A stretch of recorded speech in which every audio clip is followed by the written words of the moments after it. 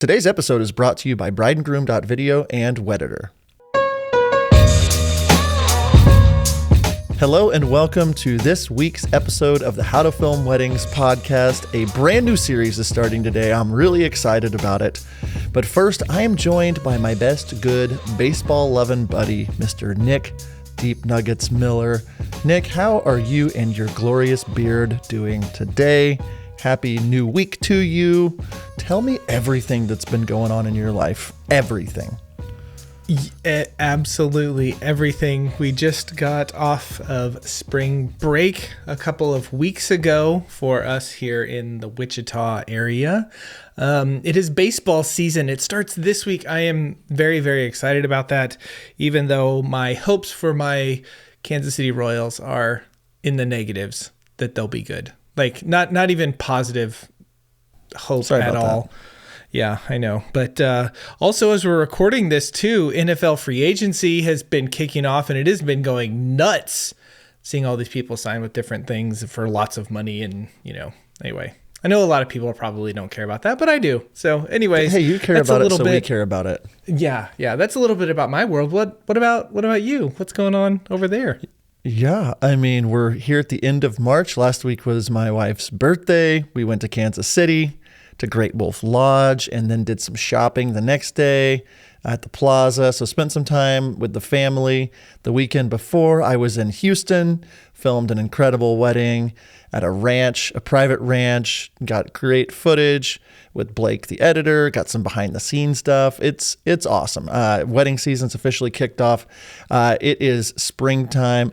And one thing I was going to say, Nick, is I finished that wedding in Houston, and the next day, I started uploading my footage to my good friends over at Wedditor, and I made a post, and I didn't know it was going to go as great as it did. I'm happy it did. A couple weeks back about just outsourcing, and we've been really talking about our friends over at our howtofilmweddings.com/outsourcing website over there, because a lot of people really should be considering outsourcing their footage this year. And they wait till they get backlogged to do it. And so we want to make sure if you're interested in outsourcing any of your footage, any of your films this year, don't wait until you're already in backlog. Get on the list of your outsourcing partner now. So head over to howtofilmweddings.com/outsourcing to check that out. I'm really excited to get the film back. It's only going to be a few more weeks and I'll have that one done and be back out of backlog before I move into my next weddings. And so, Nick, I'm just in a really good mood. It really took a lot of weight off my shoulders to be able to shoot the wedding, hand it off, and now I'm getting to be the creative director.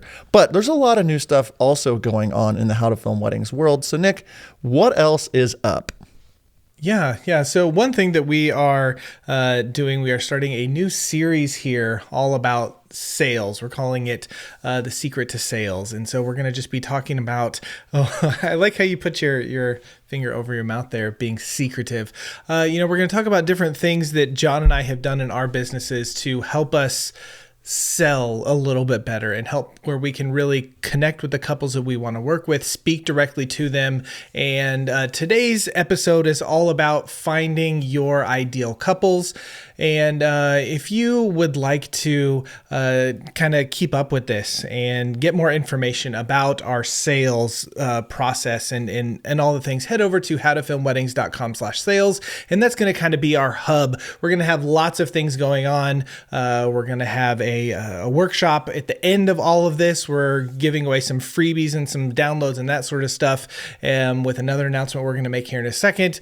But all of that is going to be over at howtofilmweddings.com/sales.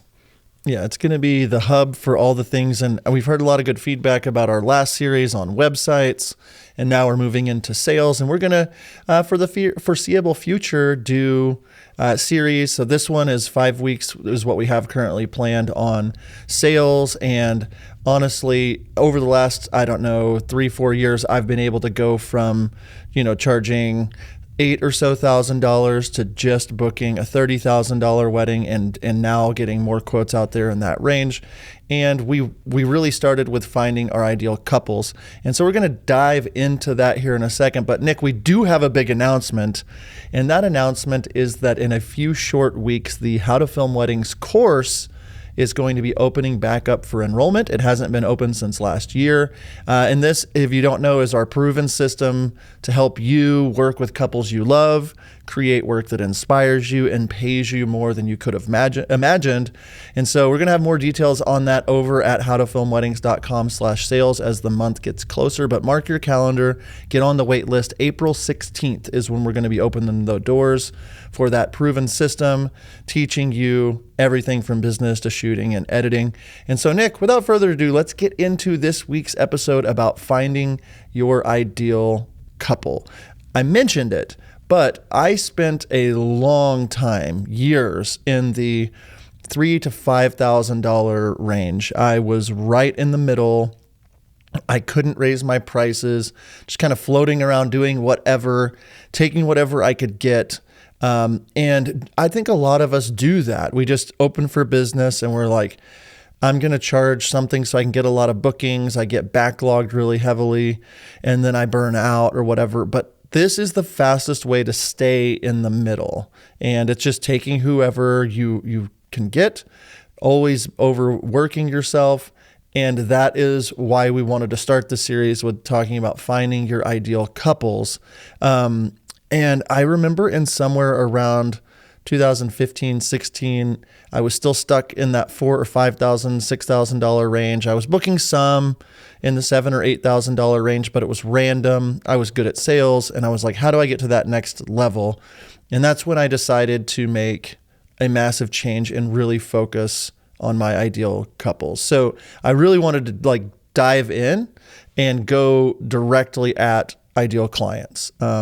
So that's kind of the basis for where we're heading with this episode. Nick, what do you have to add? Because I know that you've done some similar things or watched as I've grown when it comes to being stuck in the middle, getting out of the middle, and defining your ideal buyers. Yeah, I will agree. It's really a strange place to be in as you are getting business and you are getting going and you are starting to get up and running, because you are so excited to film weddings. You are so excited to be in this industry, and you just want couples. Like you don't care necessarily where the venue is. You don't care what they look like. You don't care necessarily what they value. Like, there's just so many things that it might not be quote unquote what you would desire, those type of weddings, but you're going to take it so that you can get those reps, so that you can, build the brand that it is that you want to build. And I think where this can really fall short and where you can get stuck in the middle, just charging middle of the row average prices. And before we get into that, I do want to say there is nothing wrong with charging middle of the road kind of average prices. I know John and I have preached a lot over the last 5 and 6 years, do more, raise your prices, that sort of stuff. But if you're content with, charging below market value because it is really just a side thing for you, you have another full-time job, or fill in the blank, there is nothing wrong being in a price point that is a little bit lower. Okay. And just living there. But if you are someone that wants to go more full-time, if you are someone that wants to take steps forward and make more money and potentially work less because you're busy, and the work-life balance and those kind of things, then we are going to make some recommendations here. And I think so much in talking to your ideal clients, it is so powerful, just showing the kind of stuff that you want to shoot. And whenever I really realized that, and I took that understanding in my business, like, things changed. I've said this before and I'll continue to say it again, but in our business in 2016 or so, we shot most over half of our weddings were Catholic ceremony weddings, and that was not the direction that I wanted to go. So we just quit showing them, and we went from about 50% to something like 10% the next year, little changes, so that we could get making steps in the way that you want to go. So as we're talking about ideal buyers and finding those ideal couples, take a step back. And just because you film something doesn't mean that you need to show it. Just because you get a wedding, it might not be ideal for your brand. So you need to make those kind of choices. And it's a conscious decision to brand yourself and try and find and market to those ideal buyers, the people that you want to work with, your ideal couples. It's a conscious decision that I think some people just let happen rather than decide to make happen. What do you think? Yeah. I remember just being in that middle, and I like what you said about like our goal isn't to shame you if you're like content with where you are with your prices or anything like that. But most people we talk to are like, I want to get out of the middle here. I want to charge more. I want to shoot less. So we're going to assume that that's you and not assume that like we're not trying to like make you feel bad if you're like, well, this is the couples that I want. This is where I'm at. And then making that conscious decision, like you were saying, to say, okay, who is my ideal buyer? And I would say you're not going to break into a higher market if you haven't determined who your ideal couples are first. And I want to just kind of break down, I kind of like this term, but I kind of hate, like the ideal buyer to an extent, because it's like, I don't want you to like pigeonhole into one specific necessarily person, but knowing the lane that you want to be in is super helpful. So like an ideal couple for me is someone that you've determined that fits the direction of your brand completely. And it doesn't have to be just one type of couple. I do all kinds of weddings, but my ideal couple, the couples all have some similar characteristics.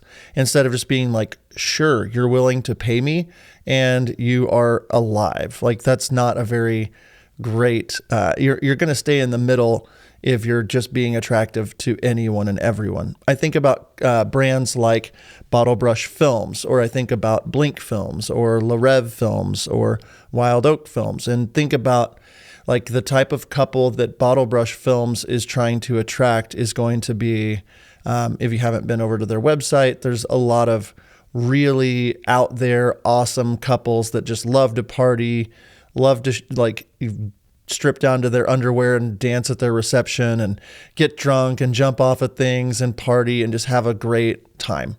I love watching Bottle Brush Films, but I also do not look at their couples as my ideal buyers. You think about someone like La Rev Films, Cherish and Lindsay are just killing it when it comes to the ultra luxury weddings, and they're doing weddings for the Biden family. They're doing weddings for celebrities. And it's beautiful work. And they've determined their ideal buyer is that ultra luxe client, that very high profile client. I love that. I love watching their films. But for me, I want more interaction with the couples, or I want to, have more intimate time with, the family and getting to know everybody and all that. And so there's nothing wrong with La Rev. There's nothing wrong with Bottle Brush or thinking about Wild Oak. It's, a connection to nature and different things. And it's like all of these little things as you do weddings and as you get further into your career, you can I can realize, oh, I love this about couples, but I don't love this. I don't love the way I feel after a wedding that has these things. So, Nick, I want to kind of move into ways to determine some of your ideal couples. And I want to throw it back over to you. And I think one of the best ways to do this is to start somewhere really easy. And that's starting to think about your least favorite weddings. When I say, Nick, your least favorite wedding, your least favorite experience, what comes to mind to you in the history of Wild Oak Films where you're like, I definitely do not want to do weddings like this? Yeah. That's a really good question. And I think as we're talking about your least favorite weddings, there's so many things out there that a lot of people can really like instantly come to and instantly point to. And, for us, I have been a part of several weddings where the planners really tried to take over and control how we operated with the couples and stuff, and wouldn't let us they wanted all communication to go through them. And I get it that there is a clientele, that there is a an area that is acceptable and that is fine. And I think that if you choose to go down that path, that is a great and can be very lucrative. I'm just saying, for us in our business, I want to have communication with the couples. I want to be able to send them emails. I want to check in. I want to follow them on Instagram. Like, I want to build that relationship with them. That's a not a couple that I have really liked. I don't, a few that make me hesitant, I think, that we have filmed, is whenever the parents want to be heavily involved with everything. And again, that's not a bad thing, but there were several times in weddings that I can think of in the past where the bride specifically wanted to do something that was very in line with who she was and what she wanted, but her mom talked her out of it because her mom didn't think that was a good idea. And so having that value of, this is a special day for me, and I want to have my wedding day be an extension of who I am as a person, who we are as a couple.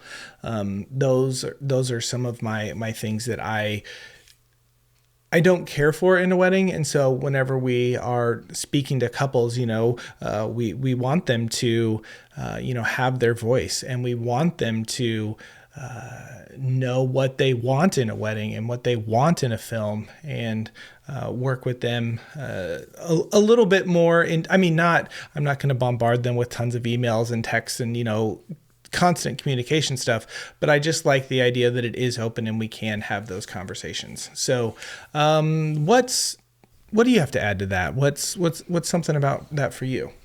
Yeah, I think when we are figuring out who our ideal buyer is, it is just really smart to start with those weddings, like you said, that the things about weddings that you don't connect with, and write those down. For me, I'm thinking about, the groom doesn't really want to be there. Is a lot of the weddings that I'm like, I don't like this, or I'm just showing off my money to show off my money and impress my friends.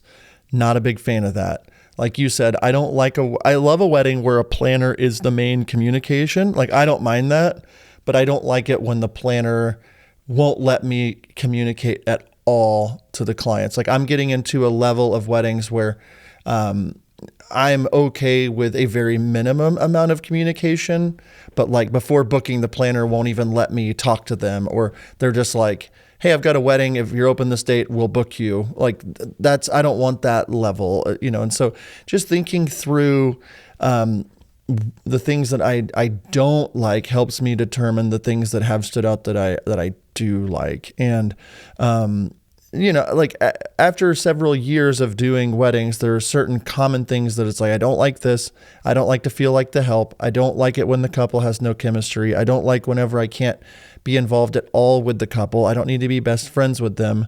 But if all they're doing is flexing by spending a big amount on a video person and want to treat me like the help, I'm good. I don't want your money, and that's just me. And there's nothing wrong that if you're doing that and you're totally fine with that, and your goal is relationship with planner, relationship with the vendor team, don't care really about getting to know the couple very well or any of that. So, but it's just my values. So, thinking about the things you don't like helps you determine some of the things you do like. And for me, I think about couples that have brought me on because they've watched all my films and they're like, I really love how you tell this story. I can see myself in these stories. I want you to film our wedding because I've looked through 100 other videographers and you spoke to me. Like, your films are exactly what I'm looking for. These are the exact kinds of weddings. And as I was digging into what I didn't like, it helped me determine what I did like. And I was able to start writing down key characteristics of people that I had worked with, that I left the wedding feeling inspired. I felt joy. I felt exhilarated, if you will. Like, I was really, like, if you're not paying attention to these things, you're just going to, like I said earlier in the episode, stay right in the middle. And the more that I was like, oh, I like it whenever the bride is really nostalgic. I like it whenever the bride and mom are really close to each other and the mom's not trying to outshine her daughter or put on a show for her friends or whatever it is. And so the more that I could determine those things, it helped me build out an ideal buyer avatar so that now I know everything that I need to know when it comes to what to put on my website, what to put in my social media. And the clearer your target of who you're aiming at, the easier it is for you to hit it. If all you're doing is saying, I'm aiming for weddings in this direction, like Pulse, they have a Pulse, they have money, like you're aiming at no one. But if you say, I like working with elevated couples that have a luxury vibe, but a passionate, like heart towards like the wedding day, and I care that they have a classic style, and I want them, whatever it is, you start defining all these things. It changes the way that you put stuff together for your website. It changes all of these things. Nick, what do you have to add? Yeah, I was going to say, I think, as long as I've done this 10 plus years, I think the big thing that really draws us to weddings that I love is intentionality around the wedding day. I think of the couple that we had, Megan and Gunnar, in Glacier National Park, and just like every little thing that they did was an intentional expression of their relationship for each other or for the people that they brought in, and just how they set up stuff and how they did things and how they wanted people to dress a certain way, and then lots of things. Intentionality is a really big a big thing for us and what we do. And also the last couple of years, we've had the opportunity in some of the weddings where they were a little bit smaller weddings, less than 100, 75 kind of is the number. And I have really enjoyed spending time at weddings whenever you can really tell that all of the people that are there like matter to the couple and they want them there. We don't have Steve that works with my dad, who he gives my dad a lot of money in sales and whatever, so I have to feel like I have to invite him even though he has no connection really to anyone there. Those are the type of relationships that these types of weddings that we have kind of fallen into over the last couple of years just don't have. Small, close-knit type people that you can tell enjoy being there and enjoy being with their couples. I think that that's something that we are really we have stumbled upon and are trying to figure out ways, or how can I speak to those kind of people that are intentional and that really just love to be with their spouse, but also the people that they are with. Yeah, I love all of that. And, you might be sitting here listening being like, wait, I thought this was like a secret to sales series. We haven't talked about selling. And the thing that I think a lot of us don't realize is our mindset is checkers, right? It's just, I need a booking right now. Instead of, what moves do I need to make over the next year, 18 months, 2 years to slowly raise my prices, get better at sales. And so we wanted to start this series with really needing, you really need to take a look at your brand and say, have I defined my ideal buyer? Do I know who I want to serve, why I want to serve them? Do I have a mission? Am I aiming at anything? Am I just trying to make ends meet? What is my goal, my mission here? And I did that with my company from 2007 up until about 2019. So I was in 2019, I had gotten up to 9 to 10 to 12,000 or so for wedding films. We had started the podcast. I had started getting really digging into the brand, which was Redeemed Productions. I hired professionals to help me determine my ideal buyers and who they were and do a complete brand overhaul. In 2020, we started working on changing to John Bunn Films, new logo, new copy specifically aimed at my ideal buyer. And there's just something about having a picture of the ideal couple that you really want to work with, or a type of couple, the things that really stand out to you, having that when you're creating your edits, when you're creating your social media posts, when you're getting your copy put on your website, when you're getting your headshots done, when you're creating your email signature. In 2019 to now, I have completely gone bananas when it comes to being laser focused on my ideal buyer. We determined that my ideal buyer most of the time is a bride and her mother. And so we dug in and learned the kinds of parties that they want to throw, the experience that they want to have. And we dug in first to like what I enjoyed about weddings, what I loved about filming weddings. And then we put that and infused it through the copy on our website, through every social media caption, the kinds of posts that I was making. I wasn't just making posts to go viral on Instagram. I was making posts of brides and moms helping, the bride helping the mom get her dress on. Things like that, that created more narrative around, oh, this guy films weddings for families that are really close to each other. And starting in 2020, we made that transition of going from Redeemed Productions to John Bunn Films. At that time, I was charging somewhere around 8 to 10 or 12,000 at the top end. In 2022, whenever I really launched my website, I immediately changed my prices to 12,500 to start.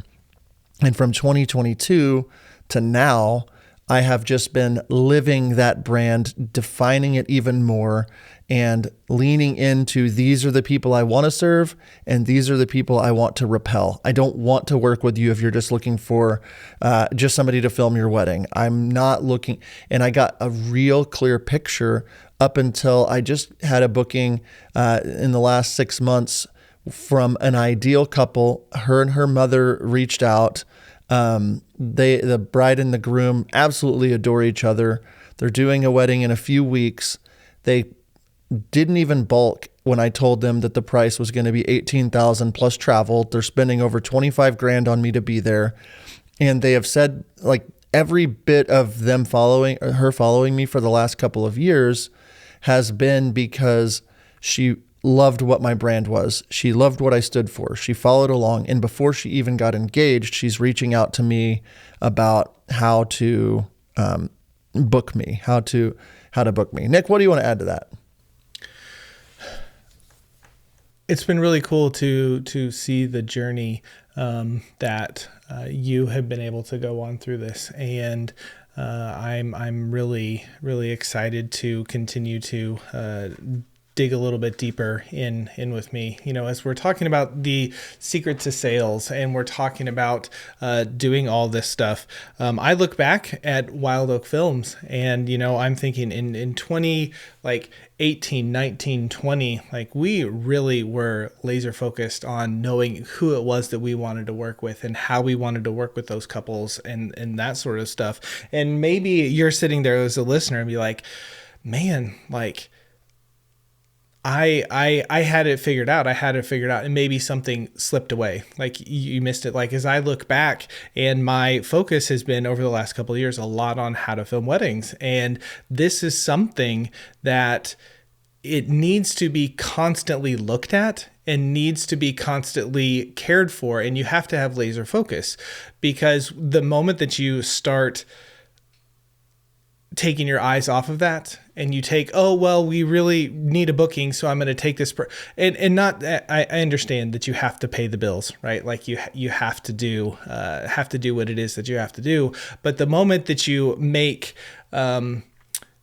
sacrifices or consolations or whatever for your brand, then some of these pieces that you have worked so hard to put together can maybe fall apart. And then you look up after a couple of years and you're like, I was only off by 1 degree, but now I'm off in another direction. And so I'm really excited, as we've been talking about this with John and I, we've been talking about it in our mastermind, and I've taking steps forward to do some stuff to hone in and refocus on who our ideal buyer is and who we really want to work with, because it's really cool to see, John, you go from a $5,000 booking 4 or 5 years ago to later this summer filming a $30,000 booking.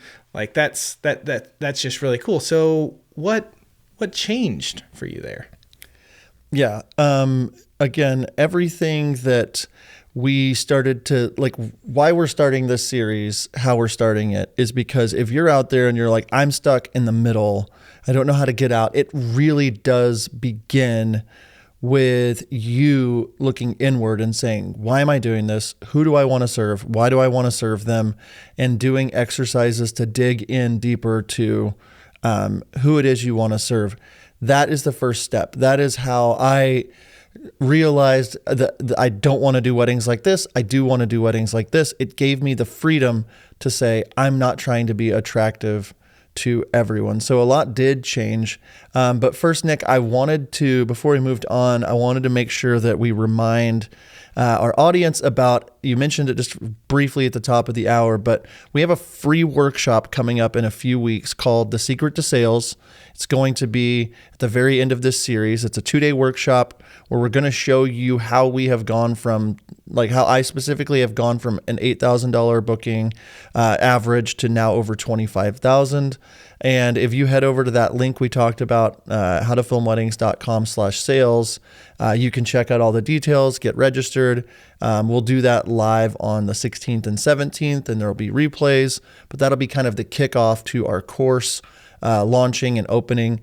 In that course, like we said, is the roadmap to booking weddings you absolutely love, getting paid what you want to get paid, and creating work that you love. So Nick, when talking about these things today, kind of in recapping a little bit, but laying out an action plan for our listeners, we need to know first, who our ideal buyer is, but what kind of steps would you have for people when it comes to the action plan for them? If they're like, okay, I do want to find my ideal buyer, where do I go from here? Yeah. So the very first thing that we are going to recommend is for you to take that step that John and I shared about a little bit earlier, and think about what were your least favorite weddings that you were a part of, and write that down and why. And then what were your favorite weddings that you are a part of and why. And that's kind of a good base to help you know and understand a little bit about who your ideal buyer may be. I think that what is it called? What is it called, John? Psychography. Good. Something. You sound really smart. Yes, that's I do exactly sound really it. smart. It's not psychographically. Yes. Is that right? Psychographic?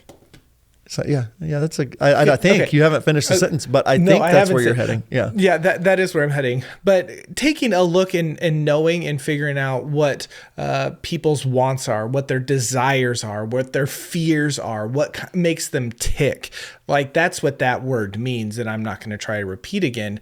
But if you kind of do a deeper dive and look at, these are the weddings that I did not like being a part of. These are the weddings that I did like being a part of. And then say, why did I like being a part of them? What was it about these people? What were the things that they appreciated? What were the things that they were scared of? What were their pain points? What were the things that made them tick? And then then you can start formulating this idea about who your ideal buyer might be, about who your ideal couple is.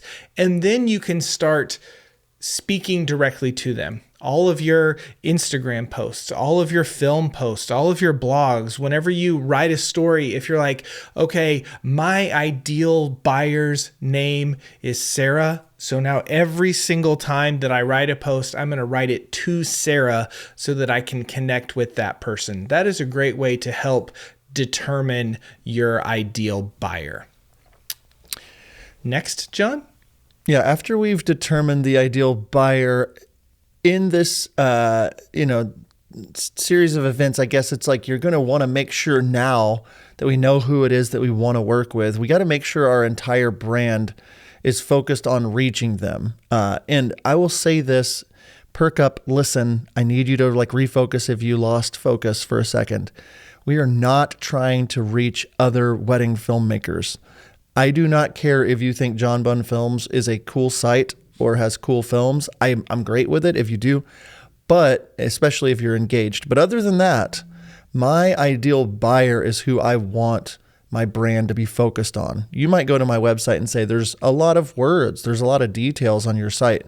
That's on purpose because I know who my buyer is. I know that mom and bride are going to read every single word on my website and read it multiple times. They're going to skim first, and then they're going to go deeper and dive deeper, and then we're going to meet, and then they're going to go back to my website and read more. And they're taking their time to make a big purchase with me. They're not just walking up to me on the first date saying, hey, let's get married. No. We have to focus our entire brand on reaching them. And that's the thing that unless you know that ideal buyer, you don't know how to focus your entire brand on reaching them. And so your logo, your copy, your portfolio, the entire experience you give them needs to feel like your brand. The way you present your prices, the way that you sell, the way that you talk, the way you are on the wedding day.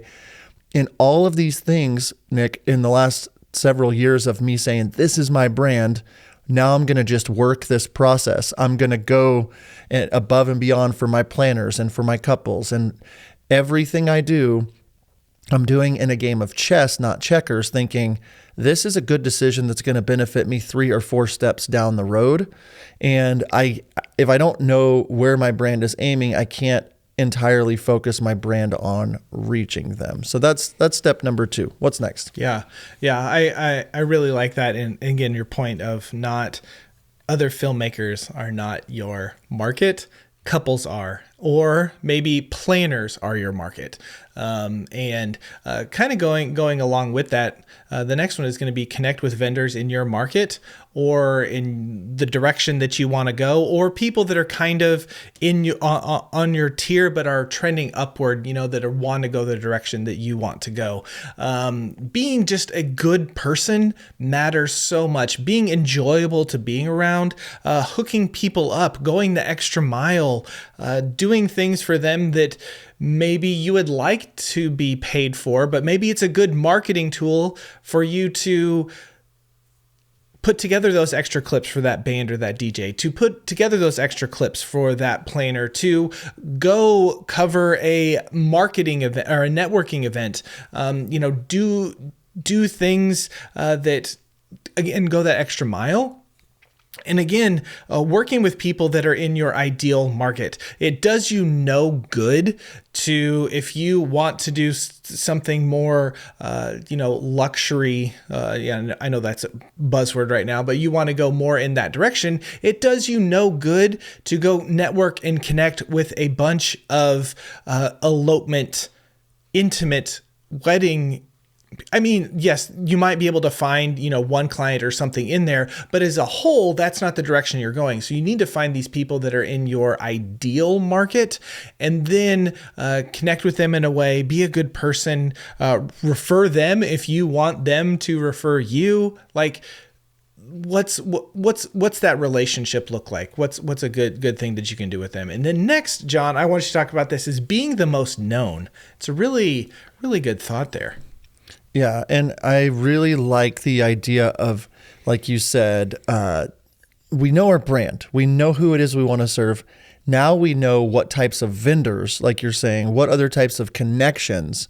I'm not spending a lot of time connecting with mountain elopement weddings because I don't really do too many elopements, or and so thinking about that ideal market, now we know we can do that. And like you said, you can then be the most known. I just literally last night had dinner with the couple I'm doing this summer, their wedding for $30K, and their planner was in from Dallas. Their family was in town, and the planner said, "Hey, I don't know if you'll be around, but on Monday, the whatever date, we're going to be in town looking through the venue, doing a site tour, and if you want to come, no big deal." And my response was, absolutely, I'll be there. I just wanted to be there and be in the room so that I could be known by these people. I wanted to make an impression because I've never worked with this planner. I wanted to make sure I knew the parents who were going to be there. I hadn't met in person with the bride and groom yet. They were in from Washington, D.C. And so it was just an opportunity for me to be known and take that extra step to, like, I didn't get paid anything extra. So we did the venue tour and they were like, hey, I don't know if you're interested, but we're going to dinner at this club downtown tonight. If you want to join us, and it'll be the planner, her assistant, bridegroom, mom and dad. And so I will be there. I want to be there. It's a nice dinner club. You've got to wear a suit and tie. You've got to, I know all these things. I understand my market. I know my brand. I know the clothes I'm going to wear. I know my attitude. I know the impression I'm trying to leave.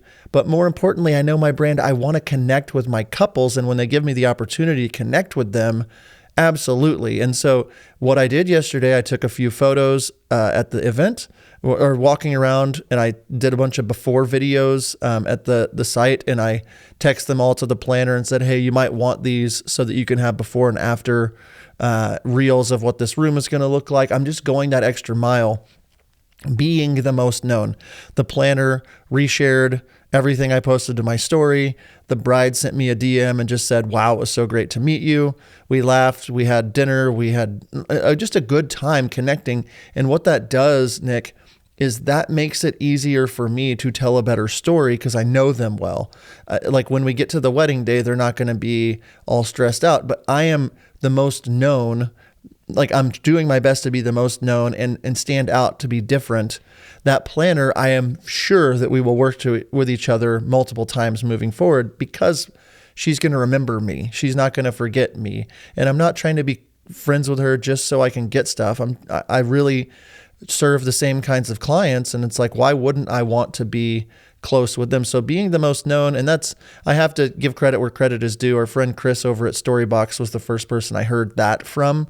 And he's the guy doing, weddings for Easton Events now and for billionaires. And, he's doing all right. So I'm good to steal a quote from him from time to time. So being the most known is super important. Anything you want to add to that, Nick, before we move to one of our last points for today? Yeah, no, just being the most known. And again, think through it a little bit, play chess, not checkers, right? What are steps that you can do? What are things that you can do so that people will know your name? Because at the end of the day, it doesn't matter if you have a really, really quality product, if your branding is on point, if you're speaking to, like, that stuff doesn't matter if no one knows who you are. And so taking those extra steps to be known. And then last, we want to talk about using social media and marketing to build a funnel for new and potential clients. And we're going to really dive into this more next week when we're talking about attracting our ideal clients. But the idea here is once you know who your ideal buyer is, once you know the people that you want to work with, whether it's, the couples themselves, it's planners, it's whoever, fill in the blank there, right? Then use your social media as a tool to be a funnel where it's going to just be really wide at the top and try and get as many people into that funnel as possible. And, there's lots of different ways that you can do that through Instagram, through blog posts, through the films that you're posting, through the communication that you have. There's lots of different things that you can do to build that funnel, and then continue to give them solid information. And remember, if you're speaking directly to your ideal buyer, this is going to be a lot easier as you're trying to figure out what information you want to put out there that is more what we say are depth builders, right? Where it's, hey, you might want to consider this for your wedding in Tulsa, Oklahoma. Just things that you can talk. And now John, who is talking to bougie brides that are getting married in Tulsa, things for them to consider, that's maybe a blog post, or maybe that's an Instagram reel or something. You do that and it moves people further and further down the funnel, which will ultimately, hopefully, get them to reach out and to hire you. So really, some really exciting stuff there that we're going to talk about in our episode next week when it comes to attracting our ideal couple. I get real excited about this because this whole secret to sales idea, this whole series, it's not, again, a game of checkers. It is a game of chess. And so why I'm loving these series, Nick, is because like we can take a topic and we can dig deeper and keep going and keep going. And so you might be excited, you might be motivated. It's like, yeah, I want to find my ideal buyer.